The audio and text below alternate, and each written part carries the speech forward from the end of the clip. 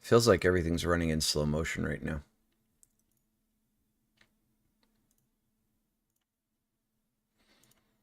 All right, Create, here manage. we go. All right, so I'm posting the link right now for YouTube. Um, so you'll just have better, sorry, uh, video quality if you don't have Discord Nitro. If you do have Discord Nitro, it's better to watch through the Discord, just because you won't have like the lag. Um,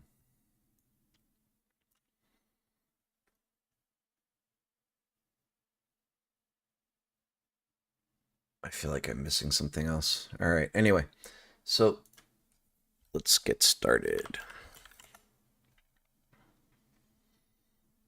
Wow, I thought I had nothing charted on Tesla. Um,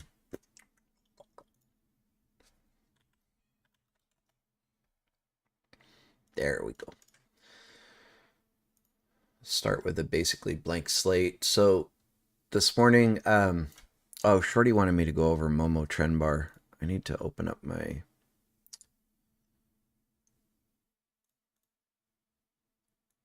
TOS to show Momo.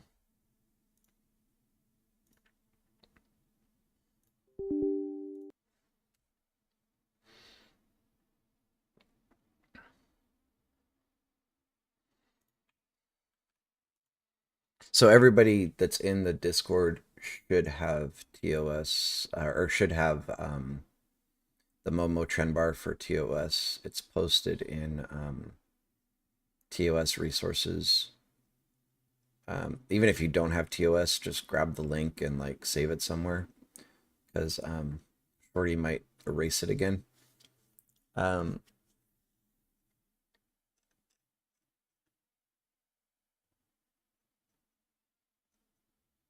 I don't even see it in there right now, but I know he said he was going to post it.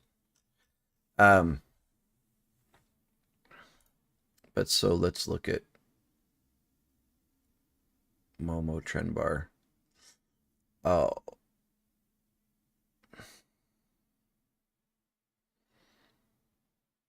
here's one of the things I don't like about it. It like erases.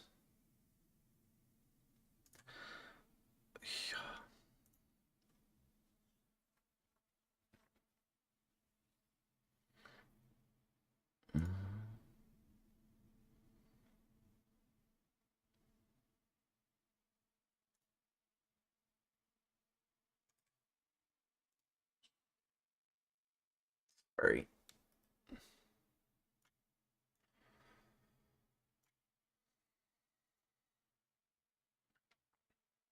I'm trying to figure. I need to turn off extended trading hours to show.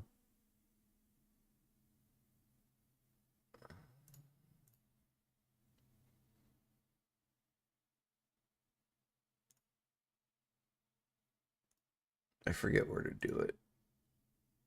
There we go. It's still not going to work very well for me. But so basically, Momo is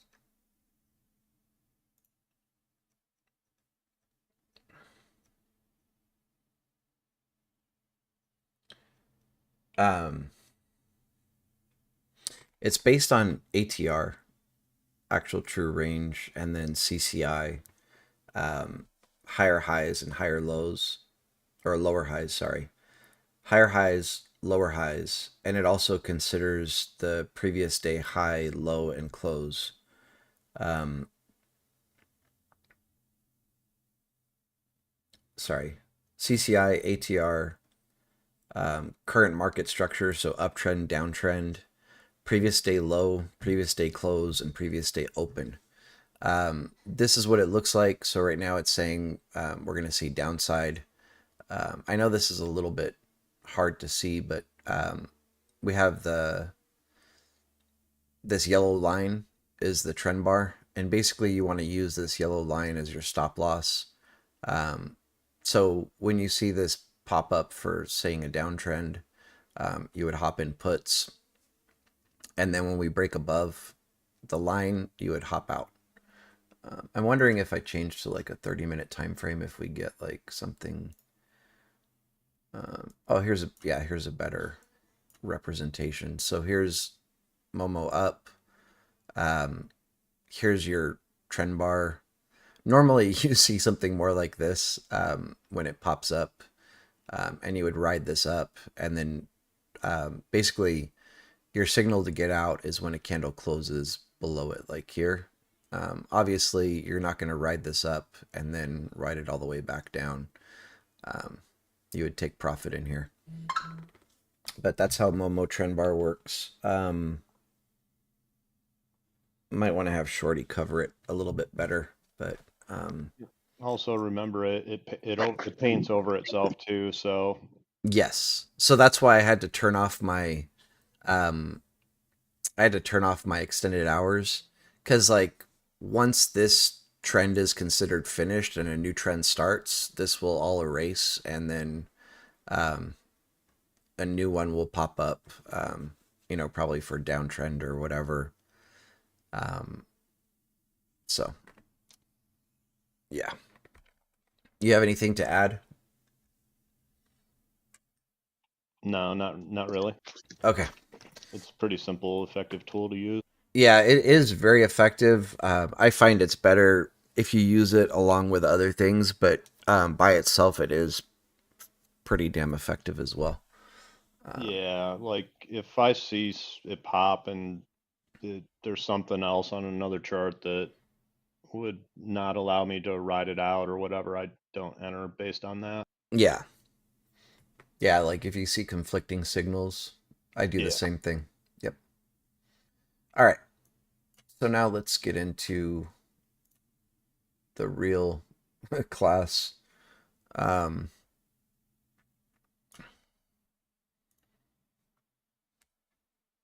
Let me just look at who's in the chat really quick.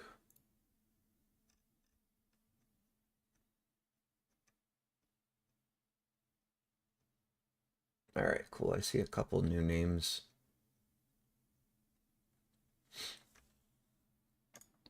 Some people are server muted. I'm going to unmute you really quick. So make sure you mute yourself if need be. And that way, if you need to talk, you can talk. So right now, everybody's unmuted. Um, okay. So this part I'm going to do really quick, I hope. Market structure.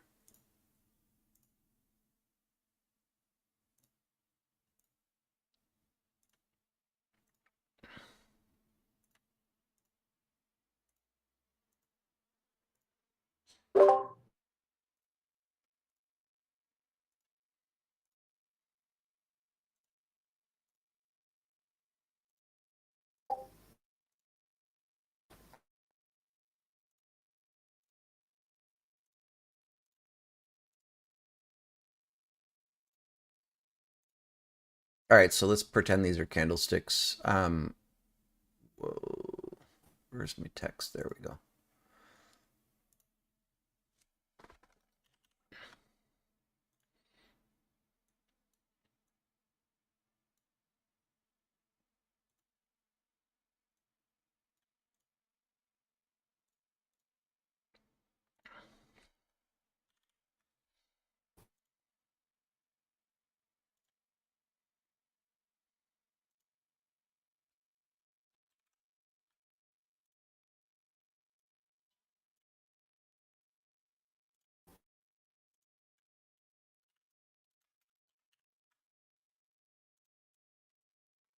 Okay, so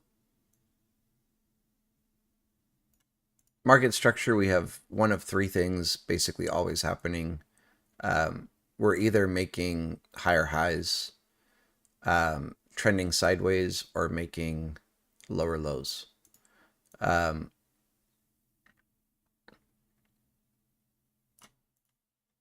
and basically, like you don't want to fight market structure. If we're unless you're like scalping like Earth, if we're in an uptrend, you pretty much want to be trading calls. You don't want to be trying to grab puts on the little downswings. Again, it is doable if you're a scalper. Um, and then this here is going to be where our bull flags appear. So if these are candlesticks here. I always love drawing this.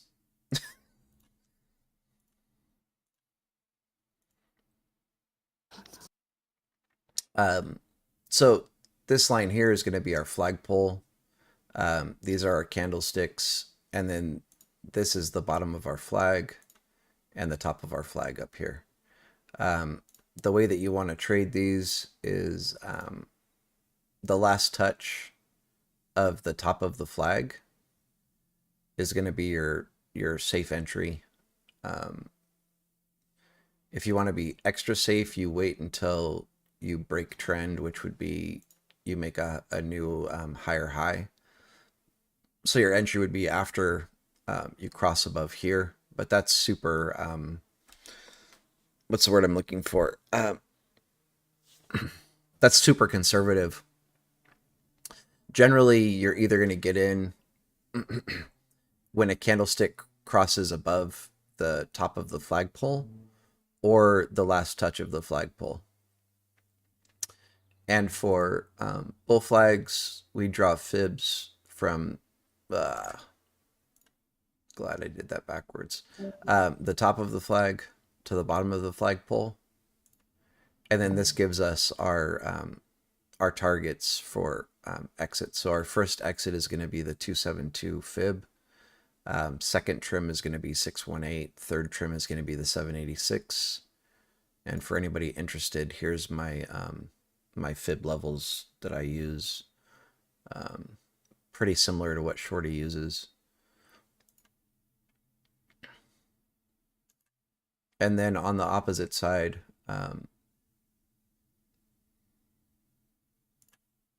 this is where bear flags form. Same concept. You want to use the last touch of the bottom of the flag as your entry.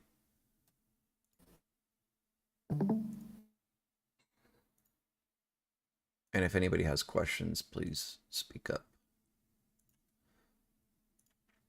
So our entry would be either here where we touch the flagpole. Oh, it lines up perfectly with the last one. That's funny. Or where your candlestick crosses the trend line of the bottom of the flag. So hopefully that's fairly easy for everybody to understand. Oh, and then for consolidation, let me remove some of these lines really quick. Consolidation, you want to draw a box around. And this trade is also a measured move as well. So you measure from the bottom of the box to the top of the box, or top to bottom, it doesn't really matter. And this is saying it's 1.07%. So then if you break above the top of the box, you're expecting, this is basically impossible to get perfect, but we'll call it there. It should be 1.06% or 1.07%, but it's really hard to get it right on the dot. And then you also measure to the downside.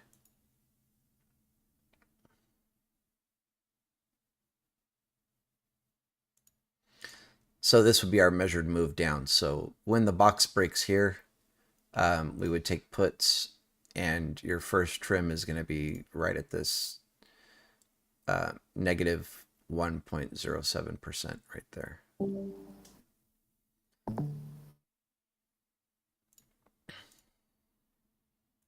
So that's market structure really quick.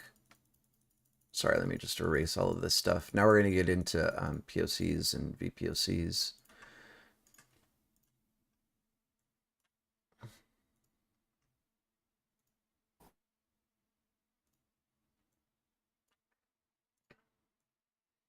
All right, so POCs, we use regular trading hours and 30-minute time frame,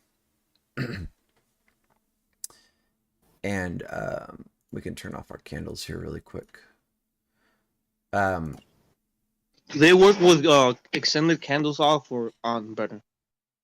so I use regular trading hours, so I don't use extended hours, and 30-minute time frame. Okay, thank you.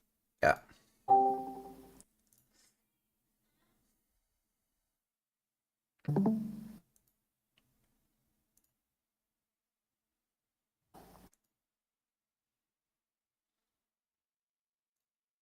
So we'll just chart these really quick.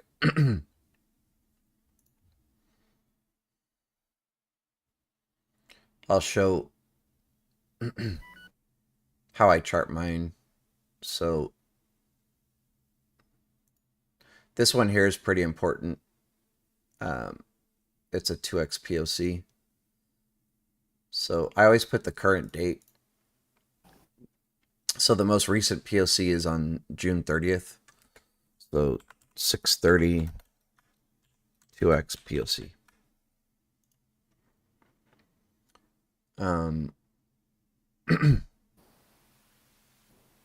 For me on Apple, this whole area, I wouldn't be looking to get into trades. So here I'll draw a box.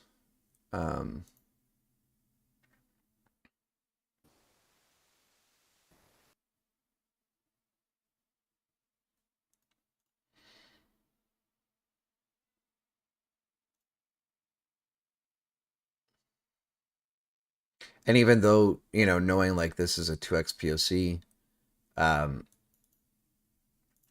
sorry, this might be a little confusing, but for the this one here is going to be a VPOC. So July 1st.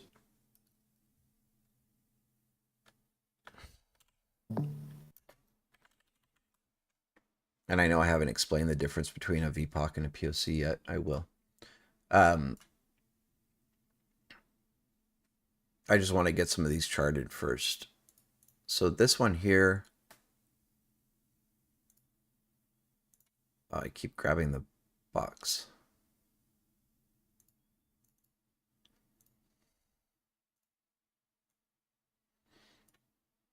5.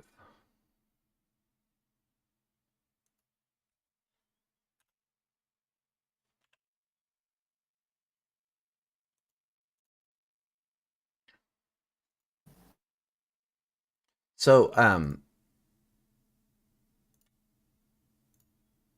sorry, I'm really bad at talking and doing stuff at the same time.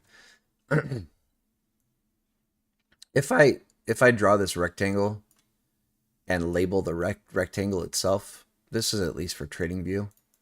So if I write 5x POC here, it shows up wherever I put the end of the rectangle. And I like to have all my labels at the right side of my chart. So I will draw a line at the top of the rectangle and label that, because that will always put the label to the far right of my chart, so it's easier for me to see. So that's just a little tip for how I chart to keep things clean and neat.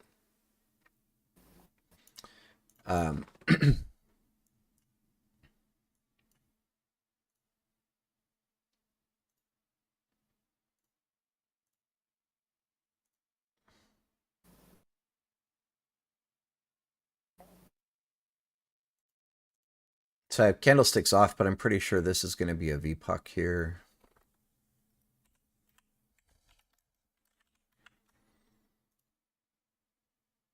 I'm definitely not going to be labeling all of these, but I want to label a few. If I'm charting something out, I label everything. That way during the trading day, I know what I'm looking at. This up here is going to be a VPOC.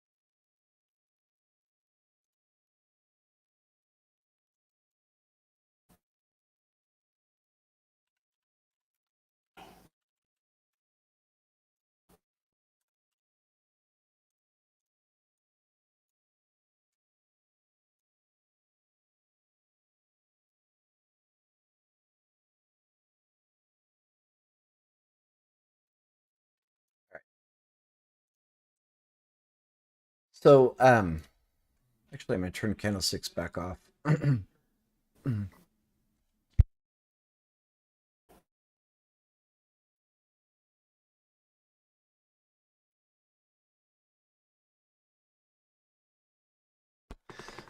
Sorry, I'm trying to clear my throat. Um, so for POCs stands for point of control. And so if we look at any given day,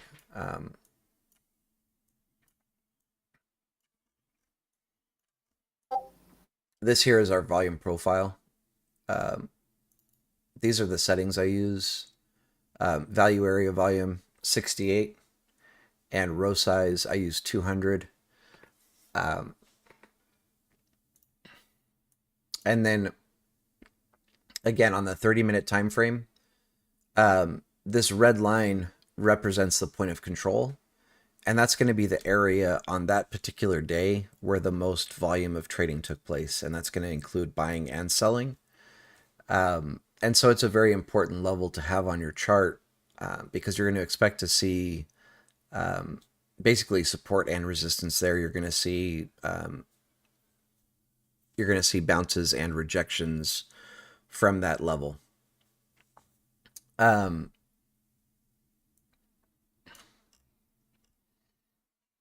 then the distinction between like a POC versus a VPOC is going to be once this has been formed, if it hasn't been retouched by price.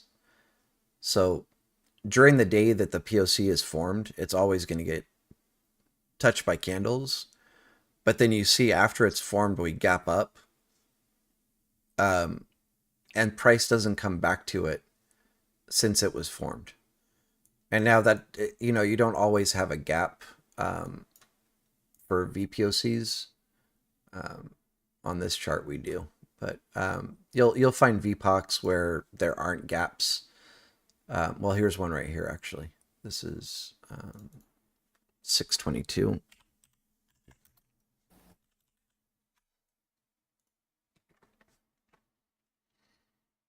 So as you can see, on the day this was formed, touch, touch, touch, touch, touch, and then price left, and we haven't come back to it yet. If we turn on extended trading hours, so basically the POC when it's formed can be touched during the day it was formed, extended trading hours, and pre-market. But on the following day, if it gets touched, it's then no longer a virgin point of control. So as you can see, this one we left and we've never come back to it. Got pretty close, but not quite. And thank you. So this is still a virgin point of control. Go some. Okay. So POCs and virgin POCs, they act as magnets for price. And generally, wherever you have a VPOC, it will eventually get retouched. Not always, but pretty much always. So if you have more virgin points of control to the upside, oh, this is a virgin as well.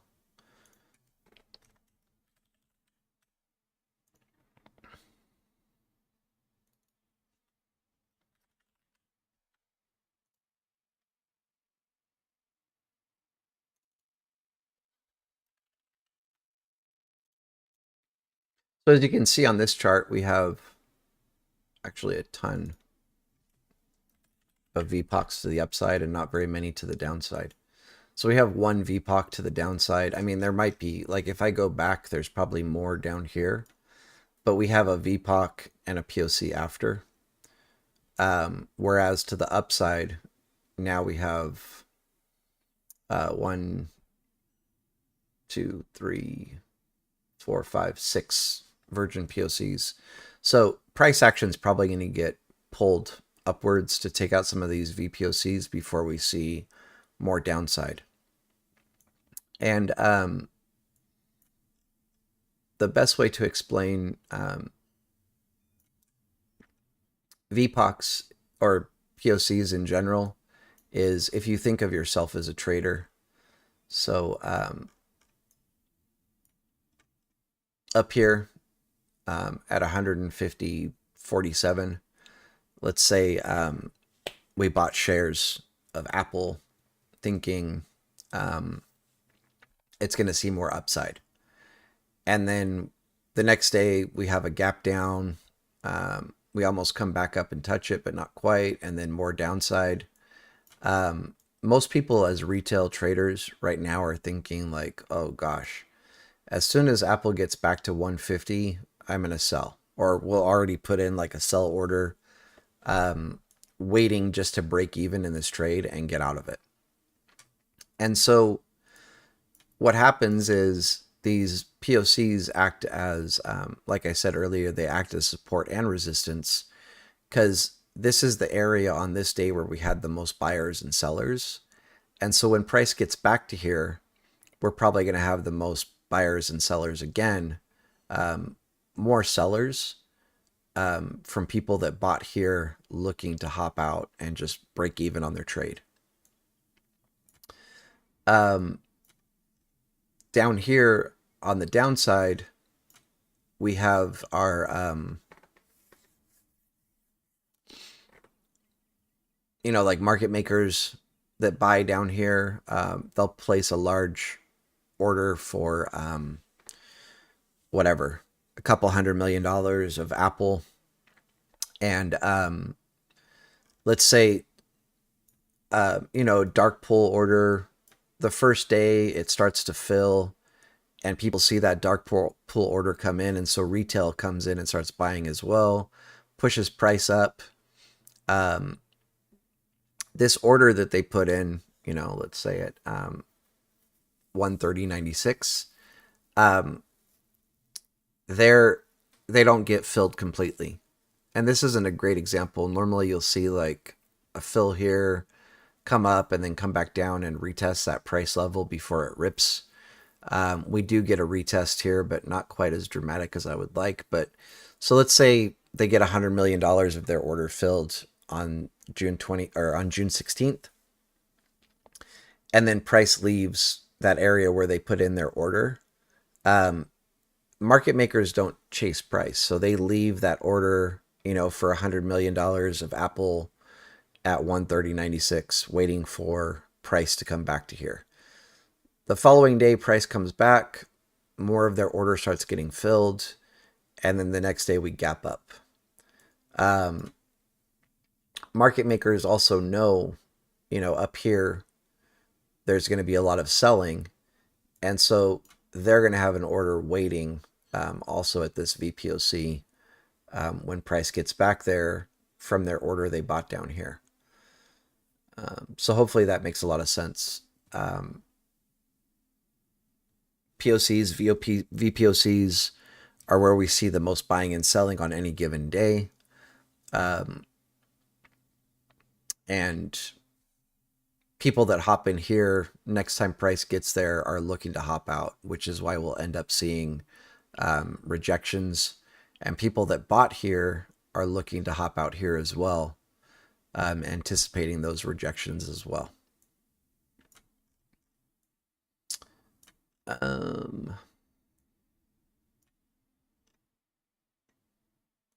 I'm just going to recap really quick just to make sure I'm not missing anything.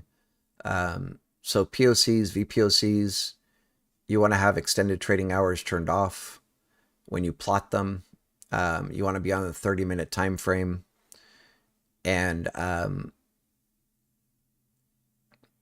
it's where the most buying and selling took place on a given day. They'll end up acting as support and resistance. And for an area like this where I have multiple POCs and a VPOC, I'll just put a box around it because you'll probably see choppiness when you get into this area. And this is just an area where I don't trade. I'll wait for a break of the box, downside or upside, before I'll hop into plays. So that's that. Now we'll get into volume profile. Volume profile.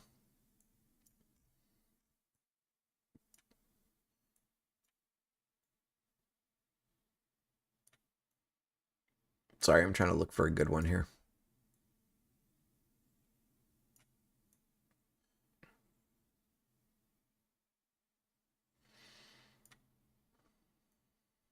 We'll start with this one. This is, or this one here is good as well. This is an uppercase P. So where you have an uppercase P, we have a lot of buying pressure.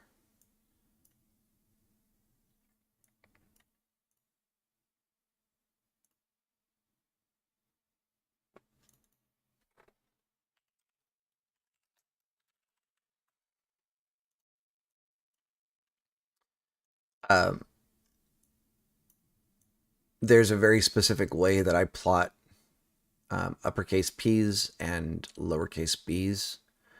But just by looking at the volume profile, I mean, whether you believe me or not, it doesn't matter. I didn't memorize what happened on this day.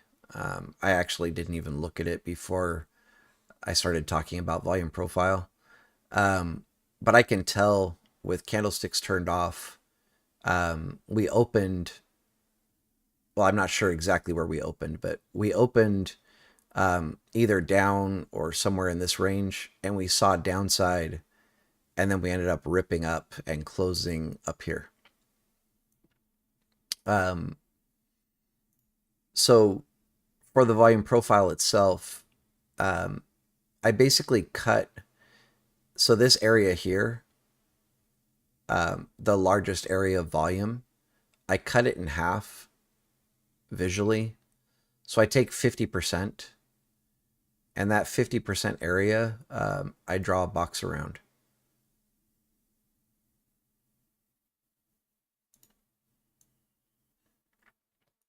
And this is going to be a demand zone. So basically the next time price comes back to here, I'm going to expect it to bounce from a P-shaped volume profile.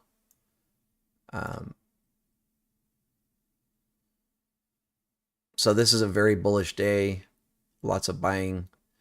If I turn on candlesticks, like I said, I'm not sure exactly where we opened, but we saw downside at one point and then massive buying pressure and ended up ranging through here.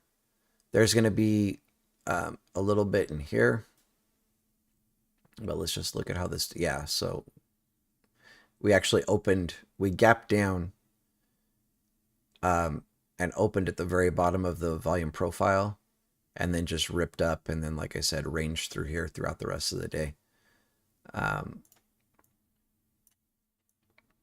So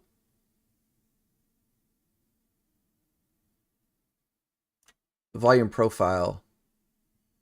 So here we have a B shape. This is the inverse of our uppercase P. This is a lowercase b. And lowercase b's are going to act as, you know, supply and demand as well. I do the same thing. I'll draw a box around roughly 50% of the volume profile here. And that's going to become a supply or demand depending on, you know, if price is coming up to it or down to it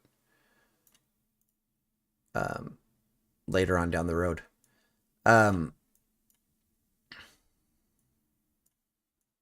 these volume profiles are like, there's not very much to look at. We'll look at this day here. So the way that you want to think of volume profile is, so every area where we have like a bump in the volume profile, this is all buying and selling volume. And you want to think of these as shelves. Or sorry, they're called volume shelves. And the way I actually think of them is like stairs on or steps on a stair or rungs on a ladder. So as long as I have a stair, I have something to support me if I'm trying to stand there. So the same thing for stocks. As long as there's a rung or a stair there, the stock price can hang out there. So when you're looking at volume profile, let's say I'm a stock and I'm trading through here, I can hang out here on this stair. But once I cross above this stair, this is a skinny belly, this area here. I'm going to fly from here straight up to here to this next stair where I can hang out again. And then if I cross above again, it's going to fly up to this next stair where I can hang out again. You can't really use this like for trading on the specific day because these stairs form as the day is playing out.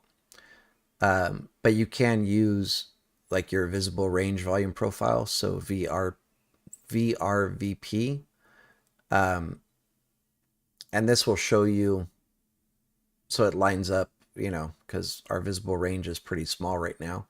We have a volume shelf up here, a volume shelf here. This volume shelf is lining up. Of course, this volume shelf is lining up as well, and this volume shelf is lining up.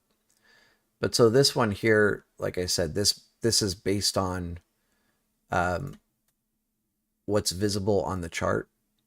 So these volume shelves are going to be based upon, this volume profile, this one, and this one.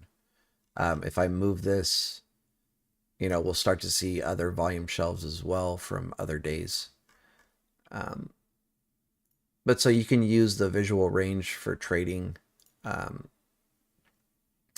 to see, previous volume shelves where you'll price can hang out. And so again, you want to think of these as like steps or rungs on a ladder. And as long as there's a step or a rung on a ladder, price can hang out there. Where you have a skinny belly, price will fly through.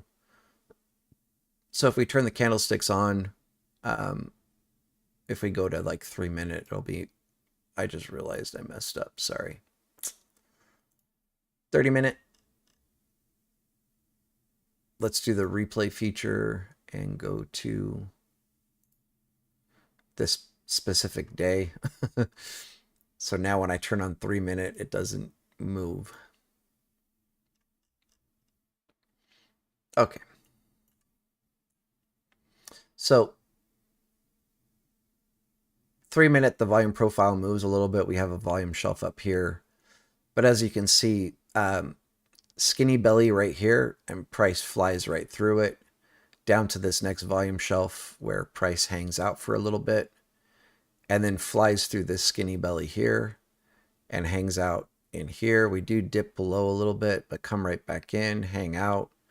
And then this skinny belly through here, we just fly through and hang out at this volume shelf here for most of the rest of the day. Once we cross above into the skinny belly again, we fly up, hang out a little bit. Basically, bull flag here at this volume shelf, and then rip up again to the next volume area, and the day closes here. So I like to use, like I said, I actually don't normally show this, but let me look at my, let's look at the visible range volume profile. I charted some stuff the other day, and we'll just look at it really quick.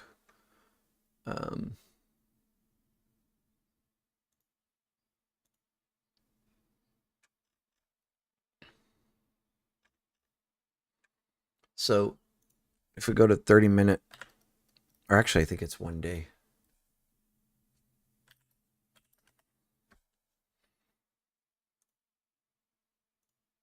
So I'm going to turn off our SVP, which is the daily volume profile, and turn on our visible range volume profile and go to the daily chart.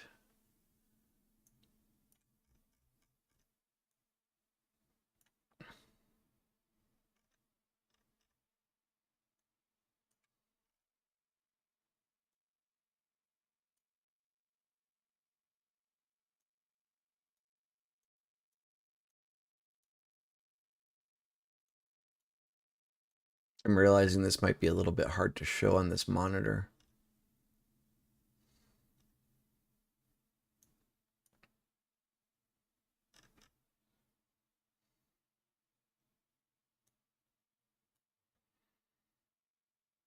So unfortunately, because I use a 49-inch monitor, and right now, when I stream, I use like a 27-inch monitor, so it's easier for people to see. But you can see I'm showing the visible range basically for, back to December of 2020.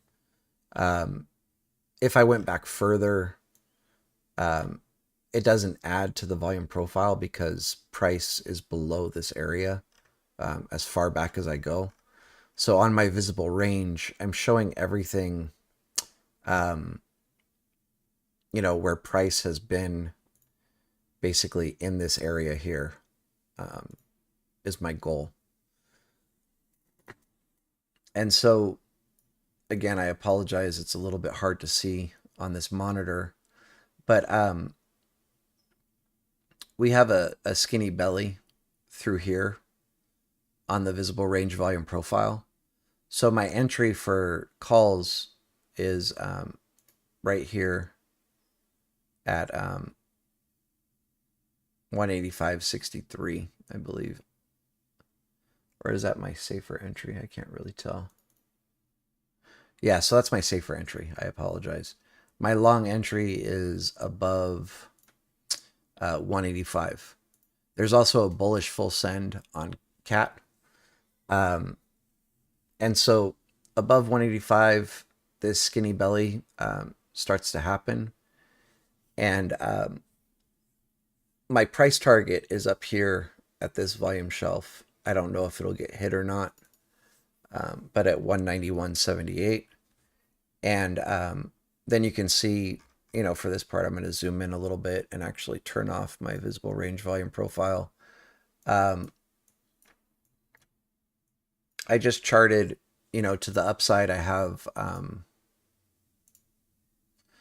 some POCs and VPOCs. And basically,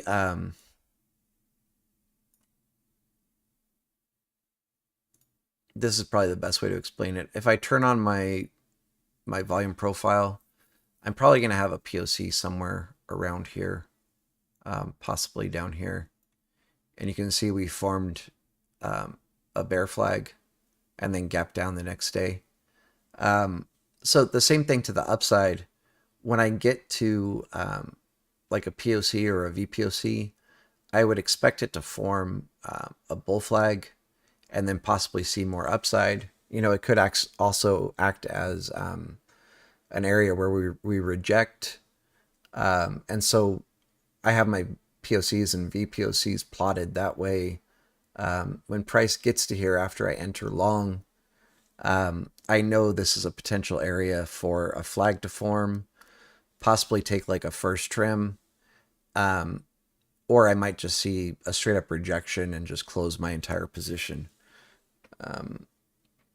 But so let's test it. Let's look at our volume profile really quick and see if we have a POC here at this area.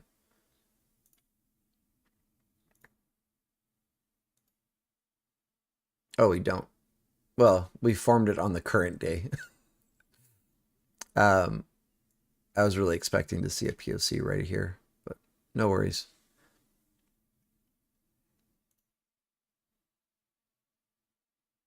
So hopefully POCs, VPOCs, and volume profile is making sense right now. We'll go back to Apple.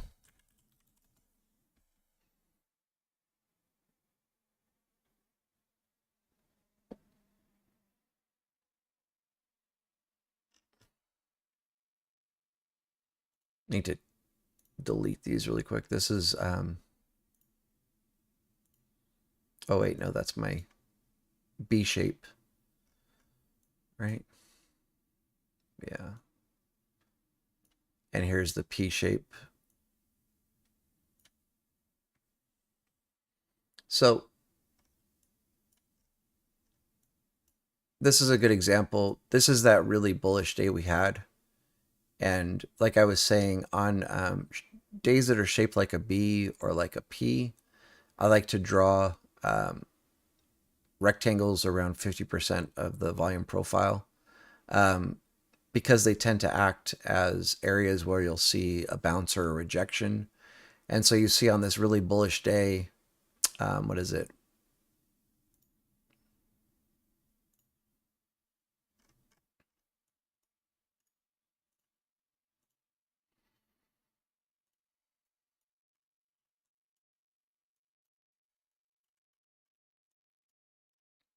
So this is it right here. This is that really bullish day. So 1, 2, 3, 4, 5, 6, 7 days later, a week later, price comes back literally right to, that 50% range of our volume shelf and taps it and takes off again. So that's why for me it's important to have those B's and those P's highlighted. This is an area where you look to enter, like a reversal. So when you see price come down to it, you hop in calls and hope for the bounce when it's leaving the box. Or if you want to be a little bit safer, you wait until you're leaving the box before you hop in calls. But as like a reversal trader, as soon as you see it get to this box, you'll hop in calls. This is where you make a lot of money, is when you play reversals, if you play them correctly.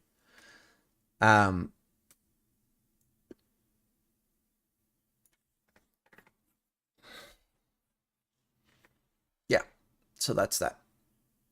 Let's reset the chart.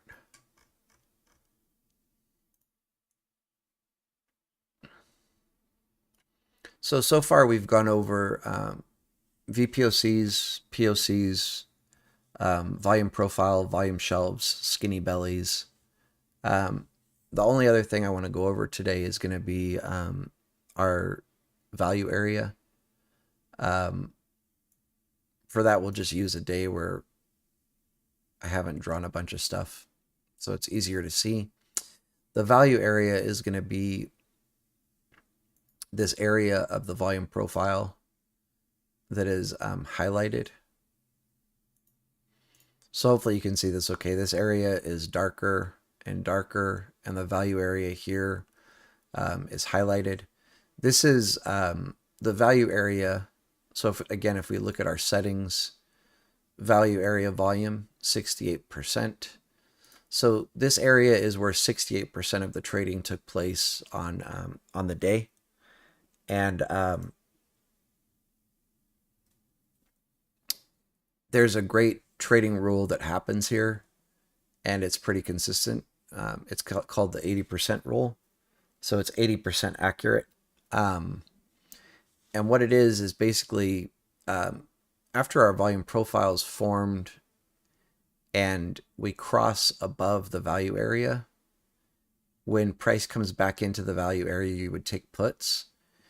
And 80% of the time, it's going to go from this side of the volume profile to the far side of the volume profile. Or I mean of the value area, sorry. Good chance that you'll see a bounce or a rejection at the POC. But 80% of the time you can play it all the way to the other side. Or inverse, if price leaves here and comes back in, you would hop in calls and play them to the far side over here. So if I turn the candles back on, you can see our value area is formed here. We leave, price leaves it and comes back in. You would grab puts right here and play them all the way down to the other side. And so that's the 80% rule. It's really good for newer traders. This just requires patience every day, and patience is really key in trading. So when price leaves, like I said, just hop in puts right when you come back inside the value area, and then play to the far side, or the inverse, price leaves, grab calls, and play to the far side. And 80% of the time you will get rewarded So obviously 20% of the time this will fail. Generally, you'll see a failure at the current day's POC. But if you look, this works pretty consistently. You want it to, you don't want like, basically you don't want just one candlestick that leaves. You want it to kind of arc over and then back in. And that's when you would hop in, or arc down and come back in. And that's when you would hop in. So right now, that's pretty much everything I want to cover. I'll just answer questions now.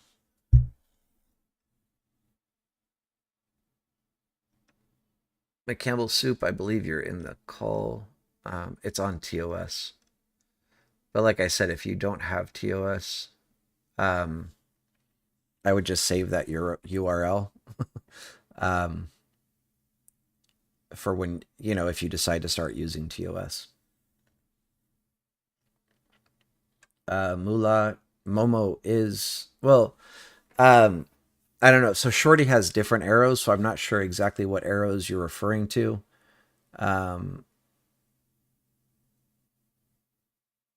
So it could possibly be the same ones.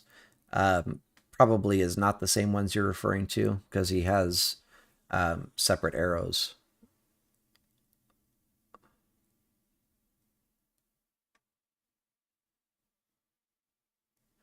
Dumpster's killing it with the answers. Thank you.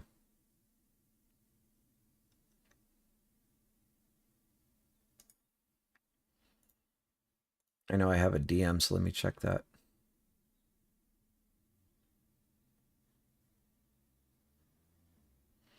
Sorry, Mr. Bean, I don't even... Might want to clarify 50% is VP based on horizontal distance, not vertical.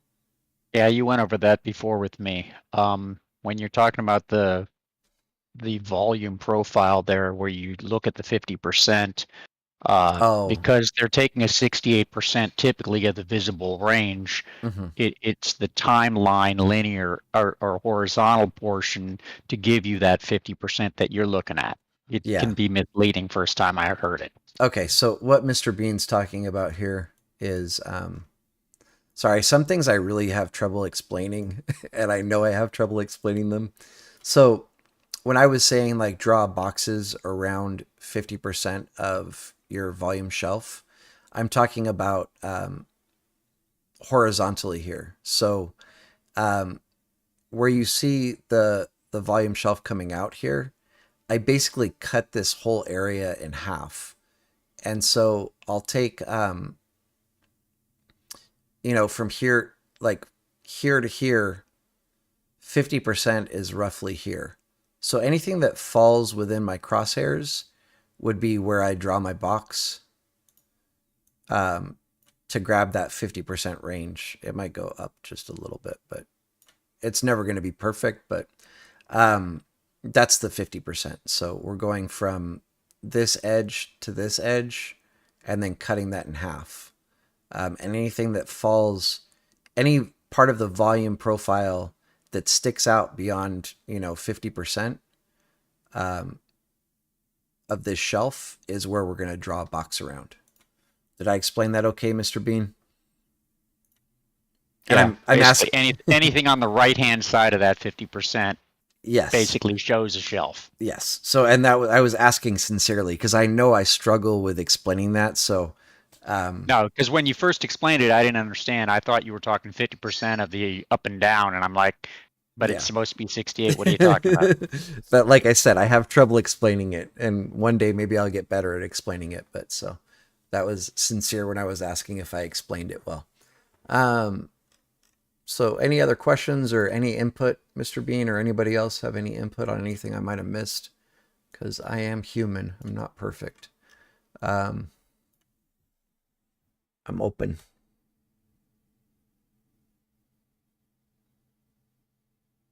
Nope. Don't see any questions on YouTube.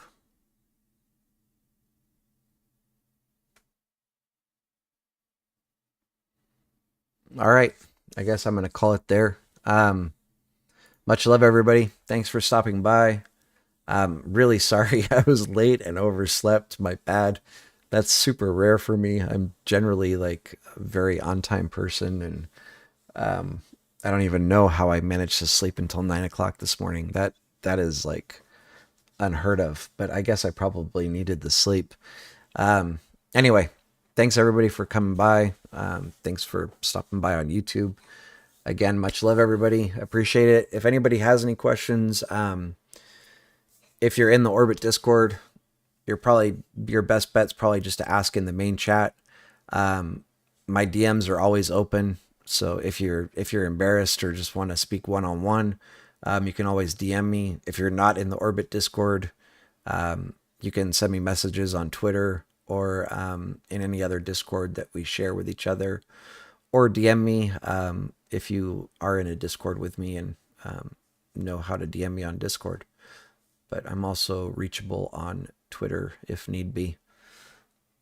All right, everybody. Have a wonderful rest of your weekend. Have a happy and safe 4th of July. And that's it. Catch you all later.